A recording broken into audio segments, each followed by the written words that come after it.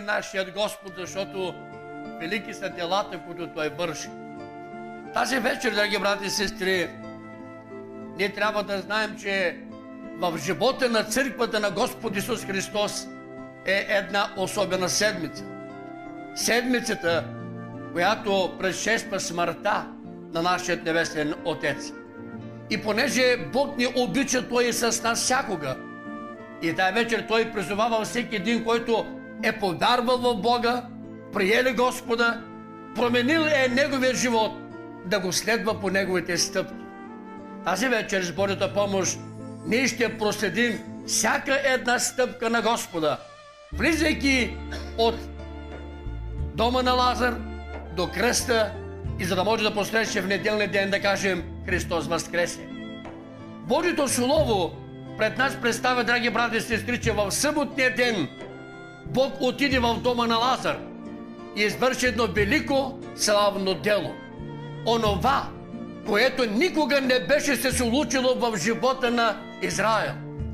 Онова, което никой един човек, независимо кой е той, не можеше да стори. Случи се в дома на Лазар, когато Христос отиде и попита къде положиха мъртвото тяло. Сестрите казаха: Господи, от 4 дни той вече е в гроба. Той вече се разлага. Той вече смърди.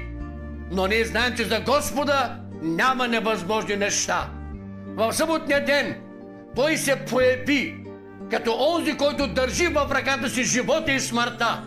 Защото с думите, които каза: Лазаре, тебе казвам, излез вън. Смъртта беше победена. Слава да бъде на Господа. На следващия ден, в неделята, ние всички празнуваме Цветница или тържественото влизане на Господ Исус Христос в Ерусалим. И ние благодарим на Господа, че чрез Святия Дух Той ни позволява ние да го следваме и да бъдем с Него. И ние видяхме как една тълпа от хората се радваха, издигаха Бога, прославяха Бога. Но в същото време великият и славният Бог, който прави очите на слепени да бъдат отворени, ушите на глухи да бъдат развързани, нозете им да бъдат изпълнени с сила, Той като погледна Ерусалим и Божието Слово ни каза горко плака. За нас, истинските Христови последователи, Светница не трябва да бъде само осанна алилуя, но не трябва да погледнем на всяко преживяване, което Господ Исус Христос е преживял. Той влезе в Ерусалим, Той очисти храма и Божието Слово ни казва: и отново Той се върна във Витания. Там, където беше извършен най-великото чудо, най-голямото знамение – възкресението на Лазар от мъртвите. И в днешния ден, в понеделник, Словото Божие казва: Христос отново със своите ученици тръгна за Ерусалим. И в Евангелието на Матея 21 глава Божието Слово ни казва: и когато вървяха, Исус огладня. И Той видя една смоковница, която беше се разлистила, която беше висока, която имаше много листи. И понеже Христос огладня, Той дойде до нея, потърси плод на нея и не можа да намери. И Божието Слово ни казва: и тогава Христос я прокълна и каза: да няма довека плод на теб. И Словото Божие ни казва: и смоковницата изтъкна на часа. Тази вечер ние ще спрем нашите размишления върху това. Защо смоковницата изсъхна?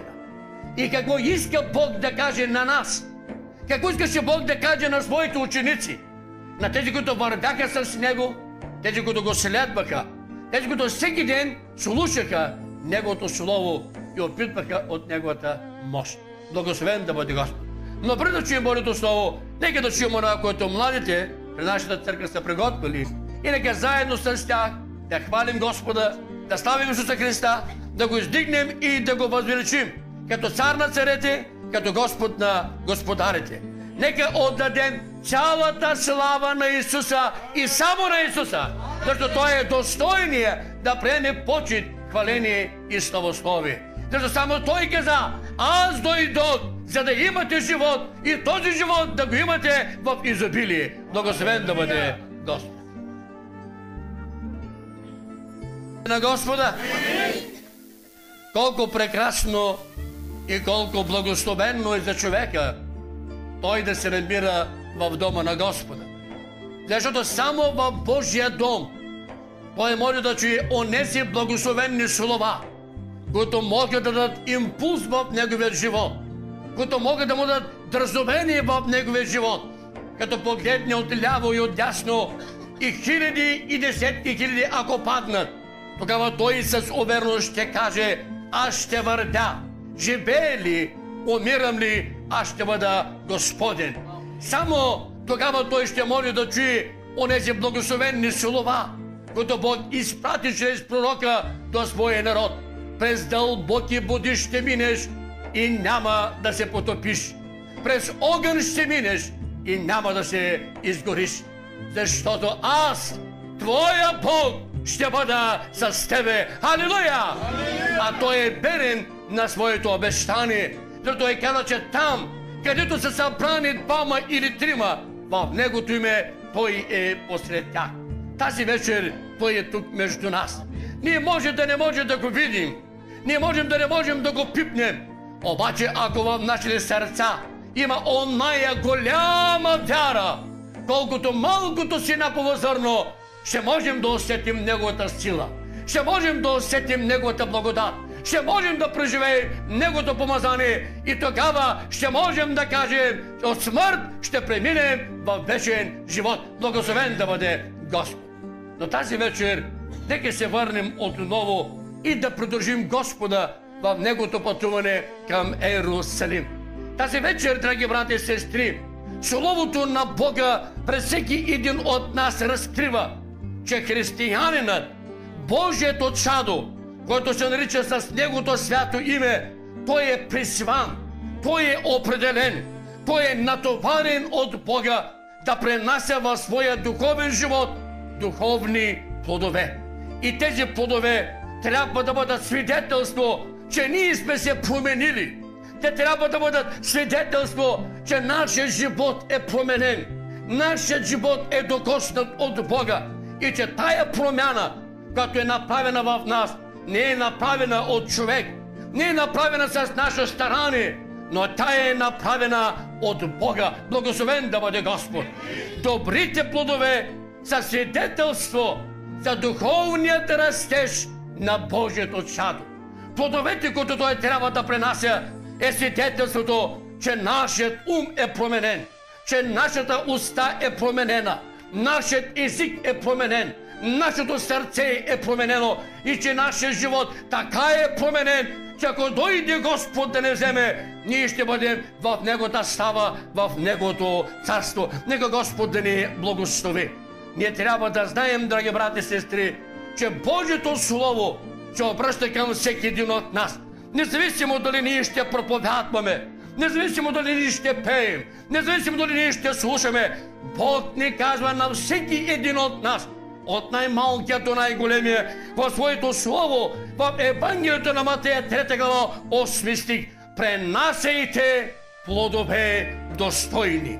Достойни плодове всеки един от нас трябва да пренася, независимо дали знае да чете, независимо дали знае да се моли, независимо дали той има образование или не, но всеки един от нас е определен от Бога да пренасяме плод. И прочетеното Слово от Евангелието на Матея 21 глава 18-19 стих за безплодната смокиня разкрива пред нас какъв ще бъде съдбата на онези вярващи, които не пренасят плодове. Каква ще бъде съдбата на онези последователи на Бога, чийто живот не е променен, които не са се променили. Словото Божие разкрива пред нас, драги брати и сестри, че онези, които не са се променили, онези, които нямат плодове, достойни на тяхната вяра, достойни на тяхното покаяние, макар и да вярват в Бога, макар и да ходят на църква, макар и да пеят, макар и да проповядват, макар и да правят много жертви, ако нямат плодове, то тези хора в сърцата си запазват омразата, запазват ненавистта, запазват омразата, защото няма промяна в тях. Словото Божие разкрива пред нас смокинята, на която Христос не можа да намери плод. Тя беше прокълната. Словото Божие ни разкрива и когато вървеше към Йерусалим, Христос огладня. Представете ли си Бог да огладнее? Този, който нахранва гладните, този, който напоява жадните, този, който дава сила на немощите, този, който превдига падналите, този, който превързва на ранените.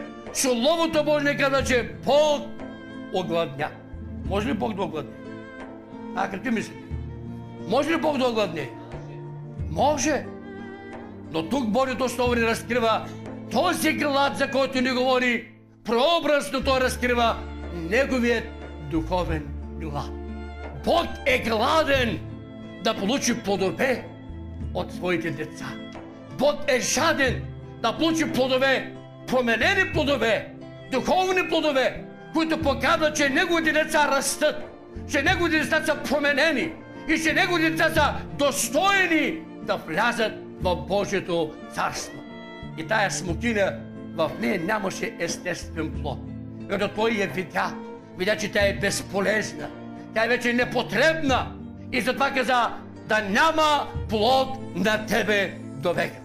Преди да размишляваме, драги брати и сестри, за проклятието на смокинята, на първо място ние ще размишляваме за произхода на смокинята. Откъде дойде смокинята? Как се появи тая смокиня? Словото Божие на първо място разкрива пред нас смокинята като дърво е създадено от Бога. И на първо място смокинята трябва да служи на човека, като пренася плод. Ако на тая смокиня няма плод, тя не служи на човек. Бог беше я създал, Бог беше я насадил и Бог беше определил на нея да има плод.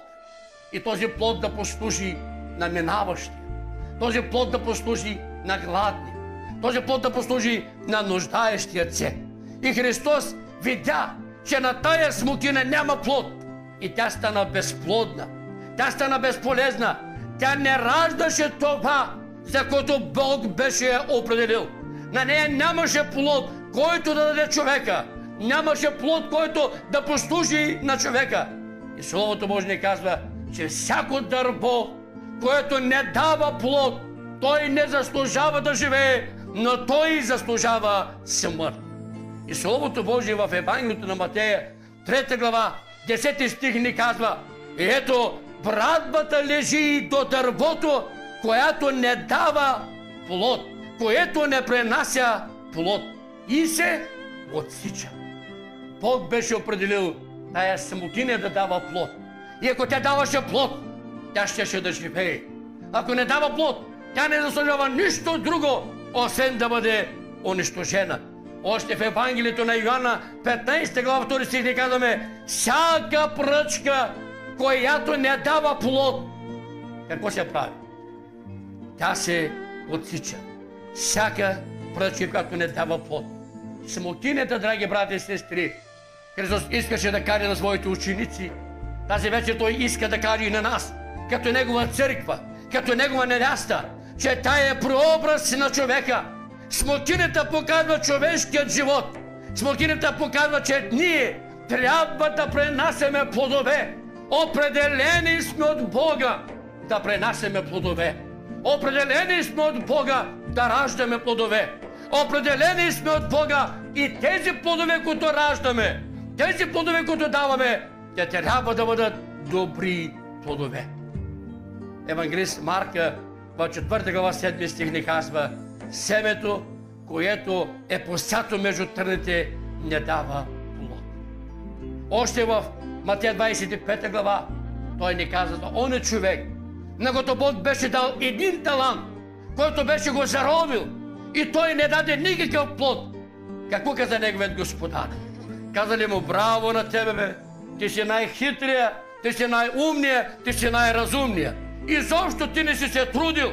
Не, но той му каза: безполезни слуго, слуго без плодове, слуго, който не принасяш нищо, не заслужаваш нищо друго, освен хванете го, вържете го и го хвърлете във външната тъмница, където има плач и скърцане с зъби. Нека Господ да ни благослови. Човекът, с един талант, който не даде плод, беше презрян, беше осъден. Тази вечер, какви сме ние? Тази вечер Бог говори чрез тая смоковница на нас. Той каза на своите ученици с тези думи: внимавайте, когато ви изпитам, когато изпитам вашият живот, когато изпитам вашето служение, когато проверя вашето стояние, да не бъдете като тая смокиня. Шума, звук издават, привличате хората, обаче нямате плодове, не заслужавате нищо друго, освен да бъдете хвърлени във външната тъмница. Какви сме тая вечер ние? Ние сме Божии синове и дъщери. Тази вечер ние сме изкупени и спасени. Тази вечер ние се наричаме с Божието име. Тази вечер Бог ни казва, че ние сме Негови синове и дъщери. Обаче в същото време ние приличаме на тази безплодна смокиня, защото не можем да се погледнем, защото не можем да общуваме, защото не можем да се обичаме, защото не можем да си помагаме, не работим заедно, не пренасяме достойни плодове. Бог ще ни благослови или ще ни отхвърли, ако продължаваме да живеем така, че да приличаме на тази безплодна самокиня. Господ няма да ни благослови. Господ няма да ни подкрепи. За нека бъде благословено името на Господа. И тая вечер Той на всеки един от нас ни напомня и ни говори: погледнете на вашият живот. Изпитайте вашият живот. Ще намери ли това, което търси? Ще намери ли това, което ми е нужно? Ще намери ли това, за което съм ви определил? Ще намери ли сте това, за което аз ви благославям? Благословен да бъде Господ. Понеже смокинята не даде плод и Бог не намери плод в нея, Той я прокълна. Проклятието на смокинята, драги брати и сестри, на първо място Бог я прокълна, защото напразно тя заемаше това място. Когато четем Евангелието от Лука, 13 глава, от 6 до 9 стих, Божието Слово ни казва, че един стопанин на своето лозе беше посадил една смокиня. В продължение на 3 години той се грижеше за нея, окопаваше я, поливаше я, вароспаше я, подрязваше я. Но 3 години след това тази смокиня не даде плод. Какво каза стопанин? Защо тая смокиня заема на празно място? Задържа това място, не дава плод. Ами аз мога да посея там домати и ще имам плод. Мога да посея пипер и ще имам плод. Мога да посея дини и ще имам плод.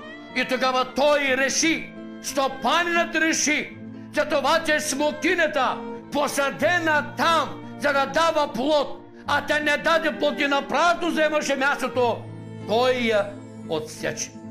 И тази вечер Бог ни говори: ако някой не върши Божията воля, ако някой не дава плод, Бог ще отнеме от него таланта.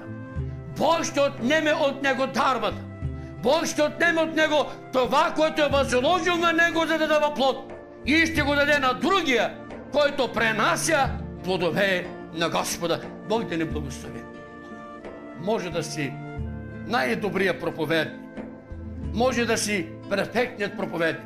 Може така хубаво да проповядваш, че на последния ред могат да заспят и да хъркат хората от хубавата проповед. Обаче, ако нямаш плод, ако не пренасяш плодове, ако имаш само тая проповед, а нямаш живот духовен, тогава напразно е твоята проповед. Тогава приличаш на тая смокиня с много листа, издава много шум, привлича вниманието на пътниците.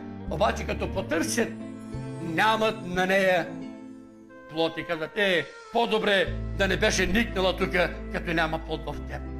Може да си най-добрият хвалител, може най-добре да пееш, може най-добре да издигаш Господа, може да разплачеш някого, може да разсмееш някого, може да накараш някой да започне да мисли върху това, което пееш. Обаче нямаш ли духовен живот, нямаш ли духовен плод, напразно е твоята песен, напразно е твоето хваление. Защото това показва, че ти си като смокинята, издава шум, привлича, обаче няма плод, който да принесеш и с това да покажеш, че ти, че аз, че ние раждаме това, което Бог иска от нас.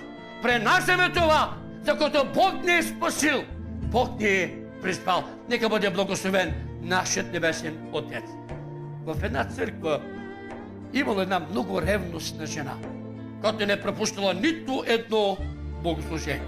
Обаче един ден като жена и се налагало да отсъства, да пошета, да направи земнина, да поизбърши малко. И казал на мъжа си: мъжо, отиди днеска на църква ти. И като дойдеш, ти ще разкажеш на мен и седно, че аз съм била на църква, да свърша малко работа.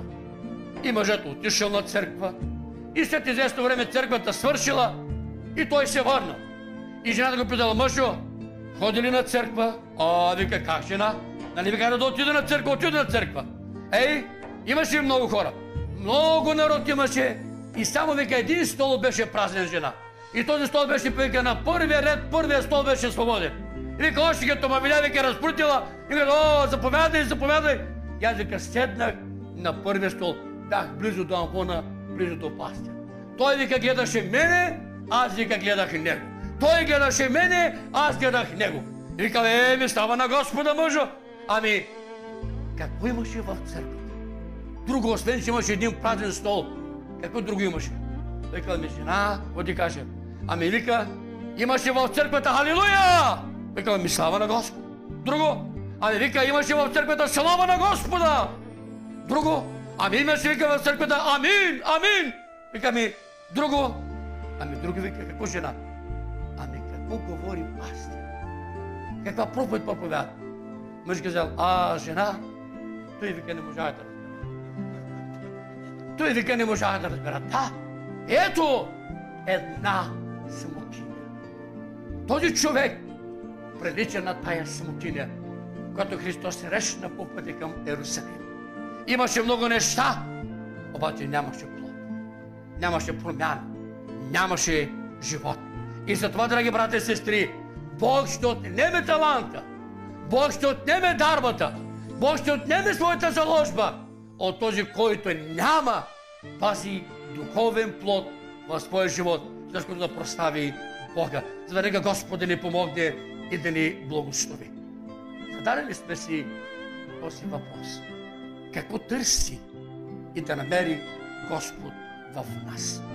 Той търси от нас, никой от нас да не вземе на празно мястото, както смокинята в ложето. На празно заета, като не ражда плод. Той очаква от нас ние да бъдем променени. Той очаква от нас да имаме такъв живот, защото виждайки хората нас, да казват, че този човек е променен, че този човек не е същия и че този човек стана нещо и че в него живее Бог и че това, което прави в живота си, той е един нов човек, различен от света, различно мисли, различно чувства, различно и говори. В една църква имала една много ревностна християнка. Не пропущала богослужение да не стане да благодари. И като стане да благодари, понякога взима и цялото време на проповедта. И обаче един ден пастор решил да отиде да посети тая сестра. Да види нейното семейство, да види нейния живот в къщи, нейния живот след нейните деца, след нейният мъж, а не само в църквата. Отишъл пастора, почукал на вратата и отворил един мъж. Казал: добър ден, добър ден, аз съм пастор на църквата, търся сестра.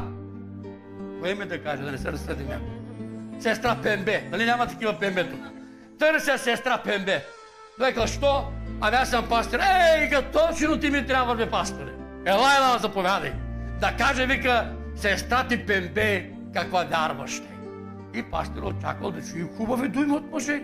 Защото винаги от църквата благодаряла на Бога, разказвала много неща, как обича семейството си, как работи семейството, как се моли, как пости, как посреща, как приема. И той казал: пасторе, тъс моята жена, вика, е много лоша жена, бе. много лоша жена, вика. Ами, ако всички вярващи, вика, са така в църквата, то на празно ходят в църква. Ама тя вика, няма една сладка дума. Тя вика, още като ме види, вика, от вратата каза, хайде бе, хаймана! Тебе ли ще да чакам? Откъде ходиш ти? Вика, една сладка дума, вика, няма в нея. Като дойде, вика, от работа, аз съм уверен, тя вика, хайде бе, Марселивец, още ли ще продължаваш? Вика, омръзне ми от тази жена. И вика, като почва, вика, да се моли пък, сваля, вика, звезди от тебето, обаче нямаме един, вика, сладък език. Не може, вика, да се разберем. И вика, толкова, вика, съм отпратен от те, че аз тихо щях да отида. И пастърът си навел главата. И изпадиш.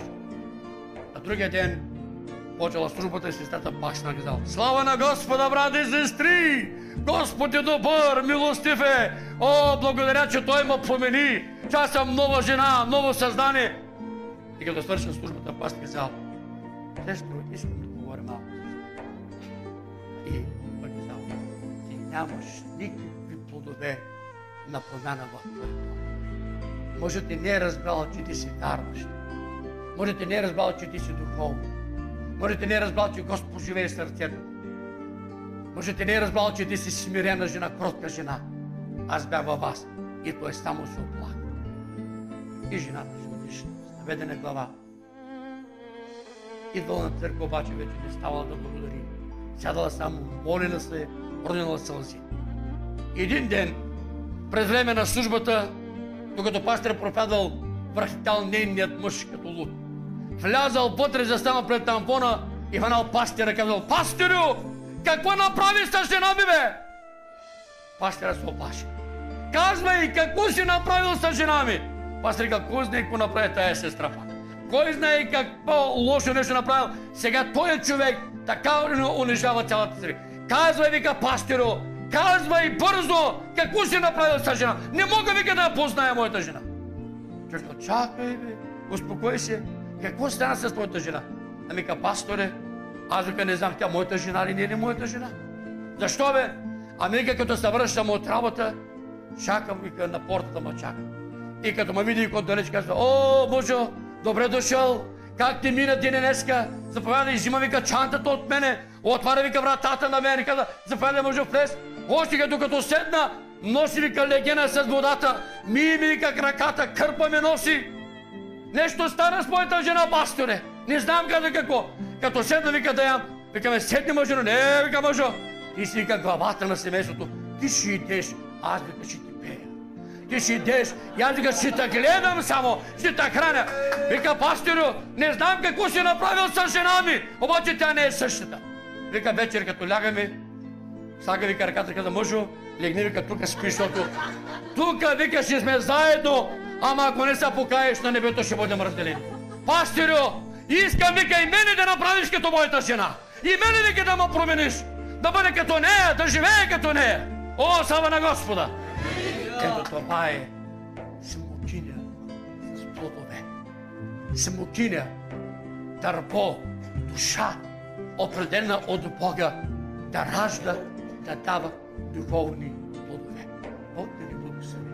Тая вечер Господ се обръща и каза на своите ученици по-късно, че всяко нещо, което не дава плод, то се отсича, то не се признава, то не се уважава, то не се приема. За него няма място тук, няма място и в небето. Но онези, които са променени от Бога, променени чрез Неговото Слово, променени чрез Неговия Дух и започват да пренасят не само проповеди, не само хвалени, не само молитви, не само свидетелство, но започват да пренасят и достойни плодове. Тогава те са ценени от Бога и тогава те са оная душа изкупена да може да ражда и да дава добри плодове. Какви плодове? Една добра смокиня може да дава. Какви плодове една добра душа може да дава? Какви плодове Бог очаква? За какви плодове Бог е гладен да намери в теб и в мен, братко и сестра? Плодовете не на човешкият ум, а плодовете на Святия Дух. Галатяните 5 глава. Бог търси да намери мир. Бог търси да намери търпение. Бог търси да намери смирение. Бог търси да намери кротост. Бог търси да намери любов. Бог търси да намери себеотдаване. Бог търси да намери изцяло посвещение на Него и на Неговата невеста. Бог да ни благослови. Христос беше в Витания. Той застана пред гроба и със своят величествен глас и слово каза: Лазаре, излез вън. И мъртвият човек чу неговите думи и излезе. Когато той тръгна на цветница за Ерусалим, той видя града и полага за него. Полага за него, защото колкото пъти той искал да събере пилулците си под едно, те са се опъвали и не са искали, и той заплака. На другия ден, в понеделник или Велики понеделник, Бог отново тръгна за Ерусалим и срещна тая самочиня. Отдалече привличаше неговият поглед. Отдалече се виждаше голяма, хубава, красива, обаче безплодна. И той каза: от днес до века да няма плод в теб. Какво стана с смокинята? Изсъхна. Какво значи това? Смокинята, дървото, чу гласът на Бога и се покори на неговия глас. Тази вечер ти си една посадена смокиня от Бога. Аз съм една посадена смокиня от Бога. Тази вечер ние сме определени от Бога. Смокини, които да дават плод, които не да правят сянка, не да заблуждават, не да държат хората надалече от Божията истина, не да говорят против брат си, против сестра си, не да говорят против този или онзи, но определена смокиня, като да чуе гласът на Божието Слово и сърцето му да гори и да бъде пълна не с злоба, а с любов. Не с ненавист, а с мир. Не с плодовете на яд или на оскърбление, а на утеха и на радост. Да бъдат сърца изпълнени, не които копаят гроб за брата си, за сестрата си, а които подкрепят ближния си, да бъде издигнат, да върви напред и да служи на Господа, пренасяйки плодове, с които да бъде прославен нашият небесен Отец. Тази вечер Бог ни говори: излезте от сянката на безплодната смокиня. Бъдете смокиня, изпълнени със Святия Дух. Събудете се и вижте кой ви заблуждава и бягайте далеч от него. Събудете се и вижте кой ви подкрепя и бъдете заедно с него. Издигни Исуса Христа във всичко в твоя живот, като пренасяш достойни плодове. Плодове на нашата вяра в Бога. Плодове на нашето покаяние пред Бога. Какъв плод принася вяра? Деянията на апостолите 16 глава. Апостолите са в затвора. Те започват една вечер да пеят, да се радват, да хвалят Господа. И основите на затвора се разклащат. Върдите се отоварят. Веригите от ръцете и краката на затворниците падат. И когато началника на затвора видя това, аз казах: край, свърши с мен. Затворниците избягаха. Веригите паднали, вратите отворени. И той взима нож и реши да посегне на живота си. Обаче апостол ми каза: не струвай нищо зло на себе си, защото всички сме тук. Той се обърна към тях и каза: Господа, какво да сторя, за да се спася? Апостолът му каза: повярвай в Господа Исуса Христа и ще се спасиш ти и целият ти дом. Слава на Господа! Повярва ли тъмни нече начало? Повярвай, вижте сега! Плодът на неговата вяра. Той беше смокиня без плод. Обаче когато повярва, стана смокиня, в която започва да има плод. Плодът на неговата вяра беше, че той изведе апостолите от затвора, заведе ги в дома си, избърса розете им, раните им, нахрани ги и ги облече и ги освободи. Слава на Господа! Ето това е плодът на нашата вяра, като Господ очаква да получи от смокинята, като си ти, която съм аз, посадени от Бога, избрани от Бога, осветени от Бога и натоварени от Бога да раждаме добри дела. Не се уморявайте да вършите добро и като Словото на Господа. Бог да ни благослови. Каква смокиня тази вечер си ти, брат и сестра? Каква смокиня съм аз? Всичко, което става в живота ни, то се вижда, то се наблюдава и то се знае от Бога. И нашата молитва, нашето желание да бъде, като дойде Христос и разлисти не оная смокиня по пътя за Иерусалим, но разлисти моето сърце, да види там плодове на Святия Дух. Да види, когато разлисти моят ум, да види там плодове на Святия Дух. Когато разлисти моя живот, да види плодовете на моята вяра, плодовете на моето покаяние, плодовете на моето послушание и служене на Господа. Не за себе си, но издигайте името на Исуса, защото хората имат нужда от Исуса, светът има нужда от Исуса, твоите деца имат нужда от Исуса, твоя дом има нужда от Исуса. Издигнете Исуса, като живеете и пренасяте достойни плодове, като смокини, посадени от Господа. Бог да ни благослови. В Америка имало двама приятели, които учили заедно, завършили едно и също училище и двамата били пастири в един и същи град. И двамата имали големи църкви, големи сгради. Обаче, когато единият проповядвал, църквата била пълна с народ. А когато другият проповядвал, тук там имало хора. И той човек започнал нещо вътре в сърцето му да го нуди, да пита своя колега. И казал: абе брат, ние нали заедно учихме с теб, заедно завършиме с теб, заедно проповядваме, еднакво проповядваме, еднакво си му. Защо? Когато ти проповядваш, има много хора, когато аз проповядвам, малко хора. И този, който проповядва, имали много хора, с да казва: слушай брат, когато аз проповядвам, аз не говоря за себе си. Не казвам, че съм добър проповедник. Не казвам, че съм завършил колеж. Не казвам, че имам дар. Не казвам, че имам способност или талант. Аз, когато проповядвам, издигам Исуса. Издигам Исуса. Издигам Исуса. Издигам Исуса. И хората гледат не мен, а Исуса. Затова идват при Исуса. Бог да ни благослови. Братко, проповядваш ли?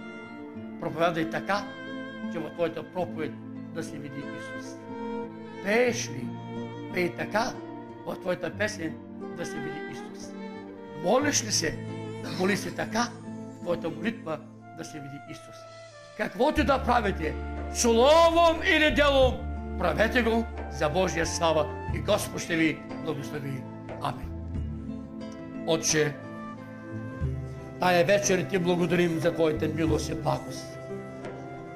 Благодарим ти тая вечер за твоите благословения. За това, че тая вечер си поканил да те следваме и да вървим след тебе. Да видим делата на твоята мощ. Да видим делата на твоята сила. Да видим твоето любящо сърце, което плаче за всяка душа. Да видим, Господи Боже наш, и онова, което очакваш да получиш от нас. Помогни ни тая заран, Господи, като избрани Твои синове и дъщери. Боже, като спасени, опростени човеци, опитали Тебе, Господи, че няма друг Бог равен подобен на Теб. Помогни ни така да живеем, защото хората да видят в нас Тебе, Господи Боже. Така да живеем, всеки ден да издигаме Тебе. Така да живеем, всеки ден Твоето име да бъде издигнато. Така да живеем, Господи, да пренасяме плодове, защото да покажем, че сме нови човеци, променени човеци, променени от Тебе, от Твоя Дух и от Твоето Слово. Благослови людите си. Благодаря тази вечер всеки един от нас. Домочанията ни благослови, семейството ни благослови, църквите ни благослови, градът ни благослови, страната ни благослови. И избави, Господи Боже, онези, които си още стоят далече от Тебе. Отче, молим Те се в името на Господа Исуса Христа да прави ни успешни и като дървета, посадени край водни потоци, чието листи обяква и като дава плодът си на времето си. Благослови всеки един в името на Отца и Сина, и Святия Дух. Амин, амин и